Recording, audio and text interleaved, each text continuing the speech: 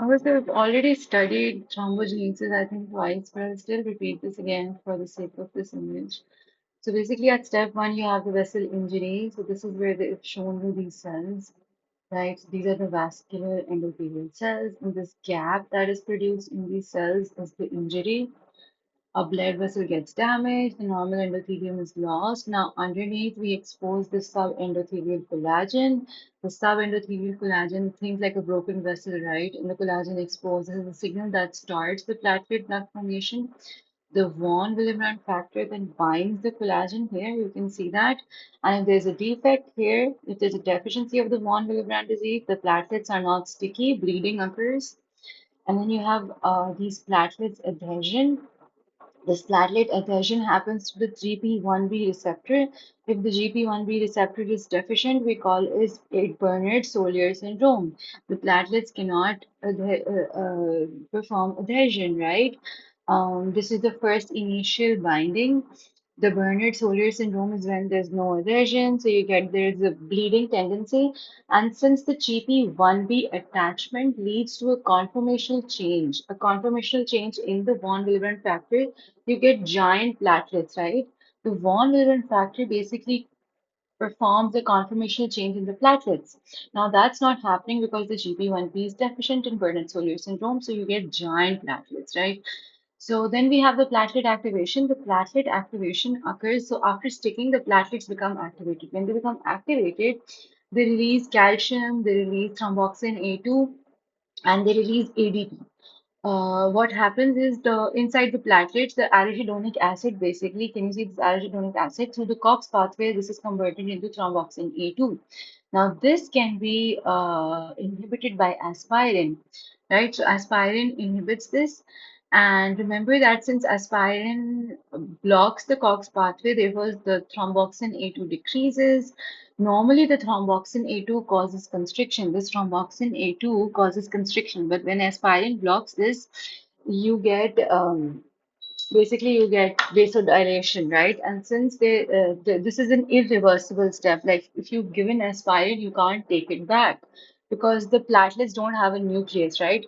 So what happens is you have to wait for 7 to 10 days till the platelets lifespan is over. New platelets are made in the bloodstream, and that's when the complete effect of aspirin is over, right? Inside the platelets, there's showing you this von Willebrand factor and fibrinogen inside the endothelial cells. Inside this, I'm just talking about the side note right now. So inside the platelets, you can see this von Willebrand factor, you can see the fibrinogen, and inside these vascular endothelial cells, you can see that there's a von Willebrand factor plus factor 8, and there's thromboplastin, TPA, and PGI2, right? PGI2, I can talk to you about this right now. PGI2 is basically a prostacyclin. It's an anticoagulation factor. It stops coagulation. It leads to vasodilation and stops clotting, right? So it's the opposite of thromboxane A2. Okay, coming back to the von Willebrand factor, moving with GB1B, and then the adhesion happening through this arachidonic acid converting to thromboxane, the calcium being released, ADP being released. So when ADP is released, what does the ADP do? When the ADP is released, it goes and P2Y12 receptor. So the ADP basically binds to the P2Y12 receptor. This receptor can be inhibited by an enzyme called the clopidogrel, by a medicine called the clopidogrel, prasugrel, and ticlopidine. This clopidogrel, prasugrel, ticlopidine is stopping the clotting, right? So in cardiac arrest and so what, this is an important medicine that we give because it stops the platelet from aggregating, right? Now, what does this? Sorry, guys. Now, once this is done, we have the platelets aggregating. Now, the platelets, two platelets, can you see that they're joining using this GP2B3A receptor? This GP2B3A receptor helps the platelets in the platelet aggregation. This receptor grabs the fibrinogen. So, this receptor then grabs the fibrinogen, and fibrinogen acts like a bridge. This fibrinogen, can you see this fibrinogen? This is acting like a bridge between these two platelets, but the receptor that is causing this to happen is GP2B3A receptor. A deficiency of this GP2B3B receptor is called the Glanzmann thrombasthenia. This is a defective GP2B3A receptor, so the platelets can stick to vessel wall. Like this can happen. The platelets can still stick to the vessel wall, but they can't stick to each other. So what happens is aggregation cannot happen, right? So GP2, we also have some enzymes called GP2B3 inhibitors. Can you see this abciximab and eptifibatide, tirofiban? All of these inhibit this receptor, right? And another thing, we do this ristositin test. Now, what this we do a ristositin test is very commonly tested. Ristositin itself causes the von Willebrand factor and GP1B binding. It causes this to happen. It causes this part to happen, ristositin, right? And if aggregation fails with ristositin, what happens is you think that there's either a von Willebrand factor problem or a GP1B problem because this binding is done by ristositin, right? We were here on the pathway. Right, so both, okay.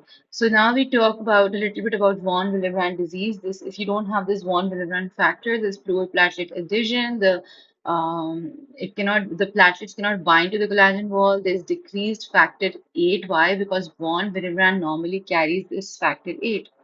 Can you see this factor 8 here? Since there's the von Willebrand carries the factor 8, whenever there's no von Willebrand factor, there's no factor 8. And this also, what this, whenever without one relevant factor, this factor it gets destroyed, right? So PTT increases. Remember that. Your PTT increases.